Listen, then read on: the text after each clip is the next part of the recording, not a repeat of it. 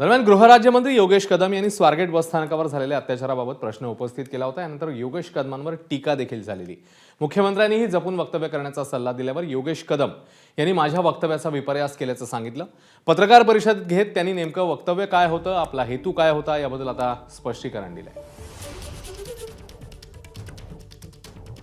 जे काही वक्तव्य मी केलं त्याचा विरोधकांकडून हा विपर्यास केला जातोय। ज्यावेळेस मी तिथे स्वारगेट येथे गेलो त्यावेळेस एक गोष्ट लक्षात आली की रहदारीचं ती जागा आहे आणि अशा रहदारीच्या जागेमध्ये जर का आमच्या बहिणीवरती अत्याचार होत असताना कोणी ऐकलं कसं नाही, कोणी मदतीसाठी धावून कसं गेलं नाही, हा प्रश्न जेव्हा म्हणजे त्या पोलिसांना विचारला त्यांनी जे मला उत्तर दिलं ते मी काल माझ्या प्रेसमध्ये मी सांगितलं होतं।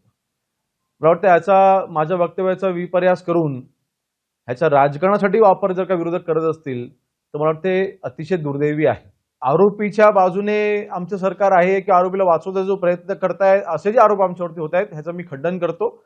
या आरोपीला जास्तीत जास्त कडकात कडक शिक्षा, कठोरात कठोर कारवाई ह्या आरोपीवरती होईल अशा पद्धतीचे आमचे प्रयत्न असतील।